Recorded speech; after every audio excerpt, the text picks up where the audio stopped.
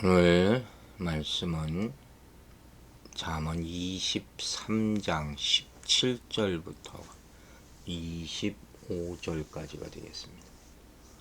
17절에서 25절까지만 읽겠습니다. 내 마음으로 죄인의 형통을 부러워하지 말고 항상 여호와를 경외하라. 정령이 네 장래가 있겠고 내 소망이 끊어지지 아니하리라. 내 아들아, 너는 듣고 지혜를 얻어 내 마음을 바른 길로 인도할지니라. 술을 즐겨하는 자들과 고기를 탐하는 자들과도 더불어 사귀지 말라.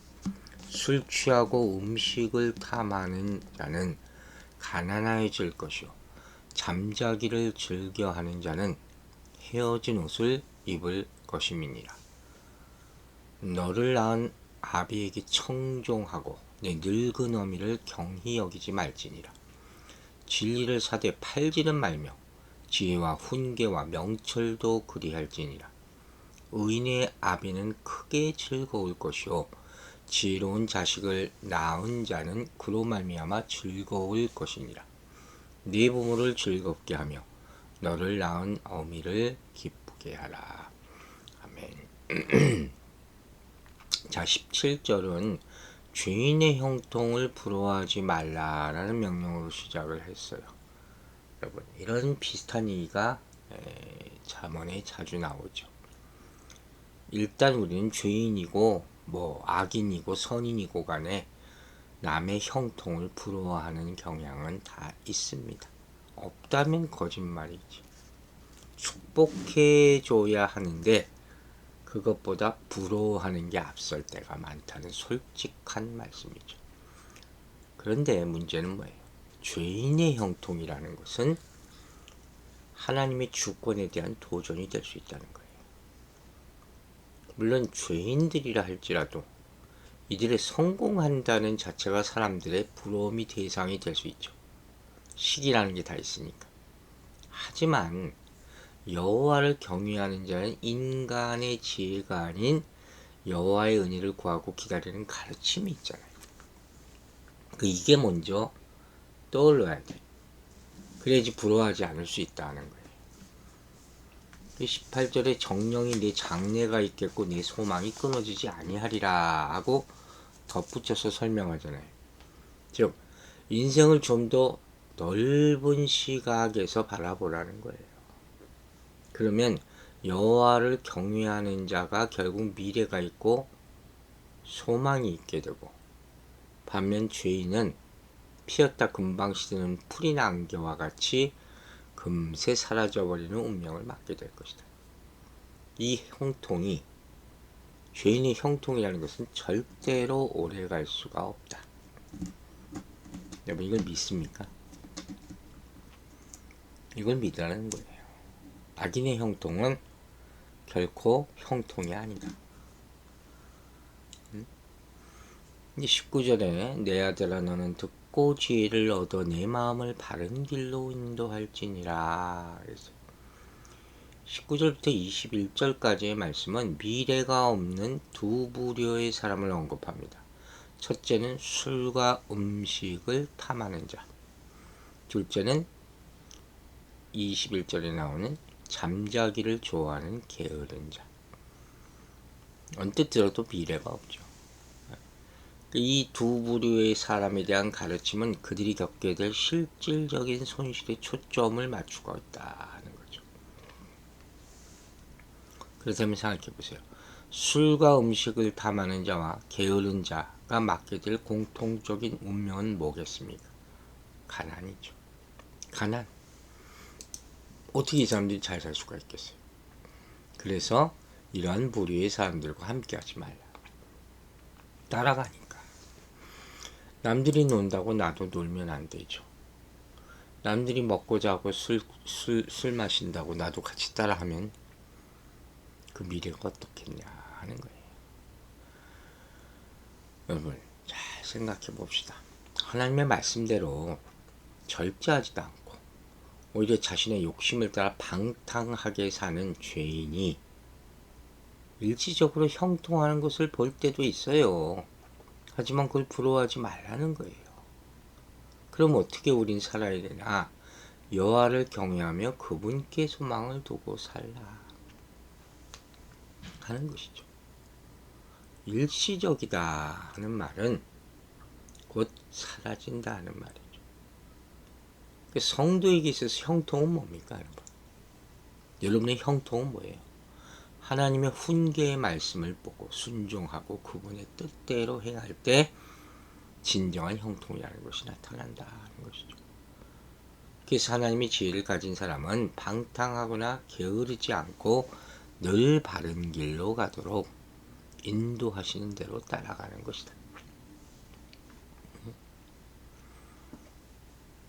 여러분, 하나님을 진정으로 경외한다면 그분이 거룩하고 의로우고 전능하고 영원하시다는 것을 안다는 거예요.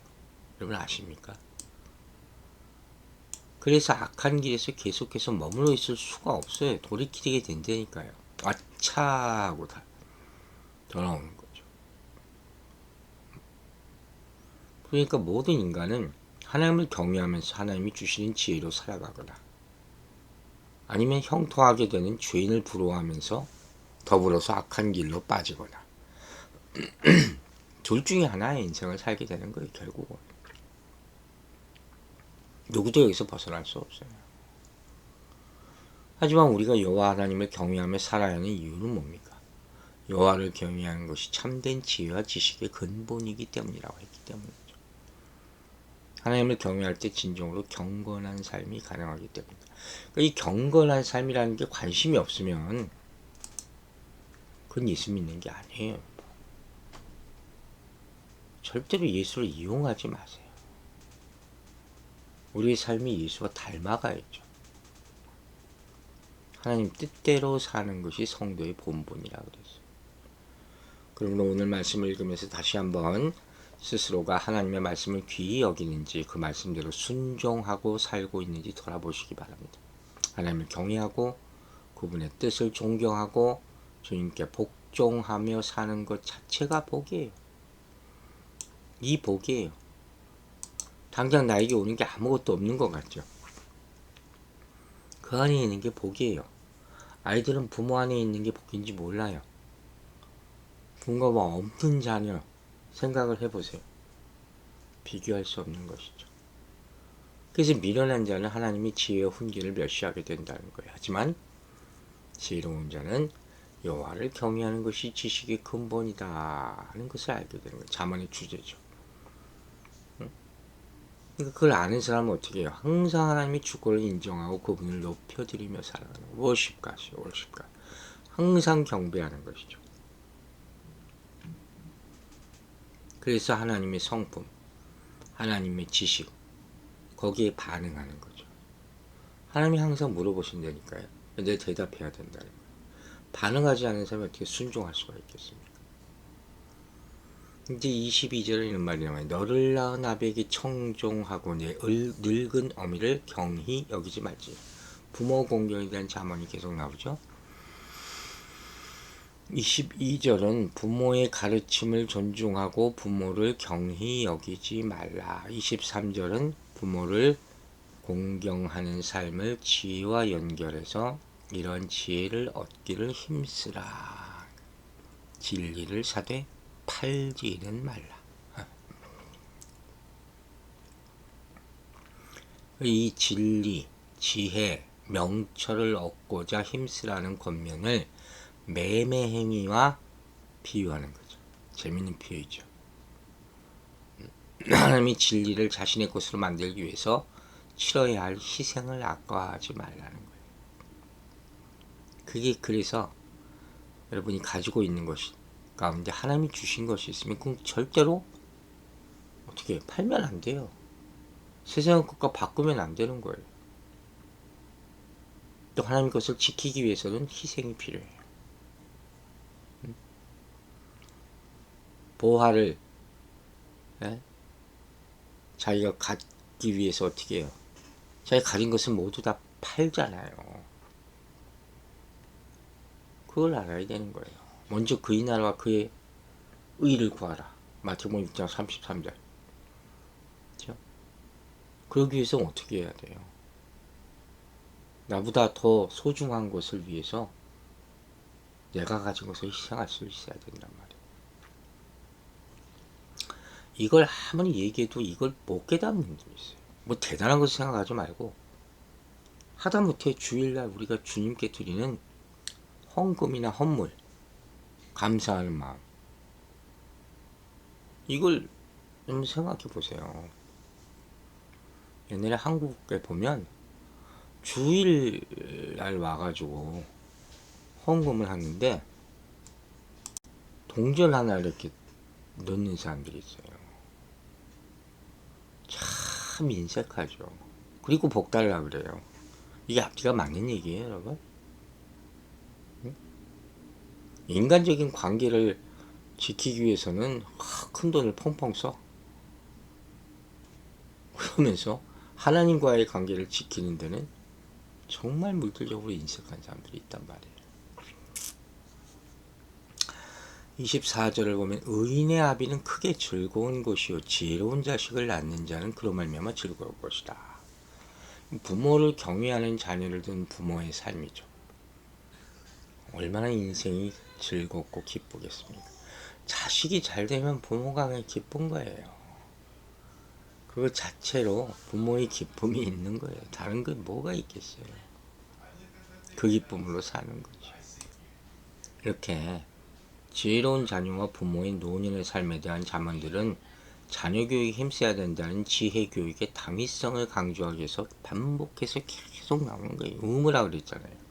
어제 말씀 가운데. 자, 오늘 말씀 마무리 요약을 해봅시다. 자녀는 마땅히 먼저 부모를 공경해야 되는 거예요. 이 성경에서 일관되게 강조하는 가르침이라고 했어요. 부모의 마음을 기쁘게 하고 흡족하게 해드리는 것이 자녀의 기본적인 의무예요. 부모는 삶의 지혜를 자녀에게 전수할 의무가 또 있죠. 그리고 끊임없이 무조건적인 사랑을 베푸는 거죠. 아마 그런 부모들은 하나님 아버지의 무조건적인 사랑에 대해서 더 쉽게 이해할 거예요. 그래서 마땅히 존경하고 순종할 수 있게 되는 것이죠. 만약에 자녀가 부모의 훈계하고 순종하고 지혜롭게 살아간다면 부모에게는 그것이 최고의 축복이 되는 거죠.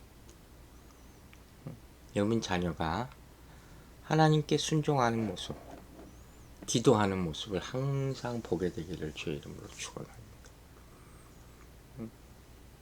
여러분 부모는 하나님이 자녀를 위해 세우신 청지기, 보호자. 부모를 공경하는 것은 하나님 공경하는 것의 첫걸음이 될 수밖에 없는 거예요. 샘플이니까. 즉 눈에 보이는 부모의 말을 듣지 않고 순종하지 않으면서 눈에 보이지 않는 하나님의 뜻을 순종하며 산다? 이 말이 안 되는 거죠. 거짓이죠. 응?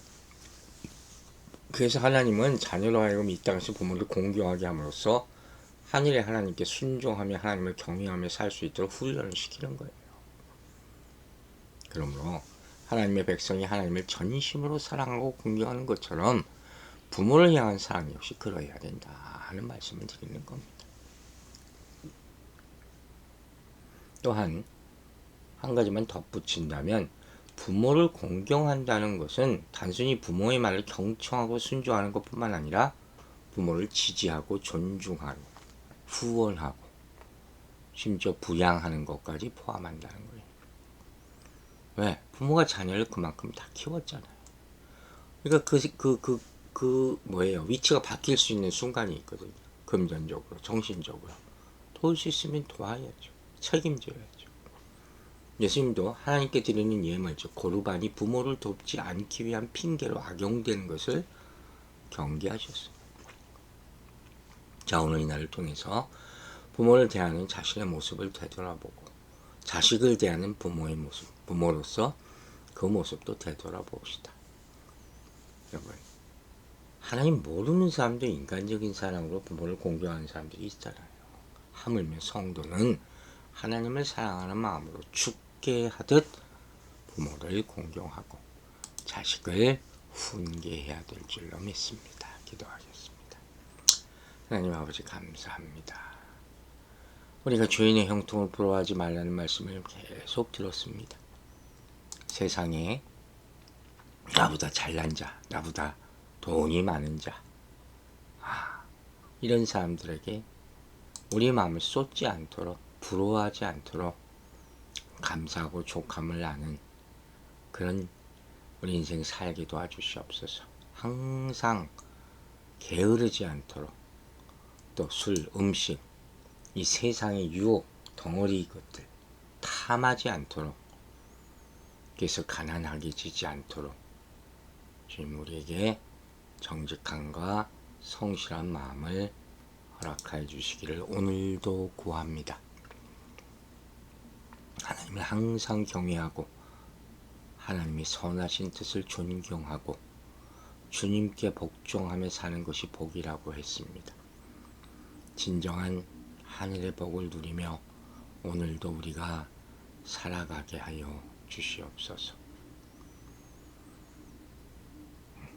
하나님께서 우리에게 주신 축복, 이 복음, 이것을 가지고 세속적, 개인적 이익을 취하지 않게, 복음의 진리를 팔아먹지 않게, 거저받았으니 거저주라는 말씀을 지키는 우리가 되게 하여 주시고, 진정 복음을 팔면서 내 이익을 구하는 사람이 되지 않도록 바른 길로 인도하여 주시옵소서. 부모 공경에 대한 말씀을 많이 들었습니다. 부모가 살아계신 모든 자녀들 끝까지 부모를 돌볼 수 있는 마음 주시고, 또 자녀들을 위해서 최선을 다해서 하나님의 말씀을 가르치는 우리 일생이 되게 하여 주시옵소서. 성도들의 삶 오늘도 지켜주시고 하루하루 사는 인생에 조금씩이라도 소망과 기쁨이 있을 수 있도록 축복하여 주시기를 간절히 바라오며 예수 그리스도 이름으로 기도했습니다.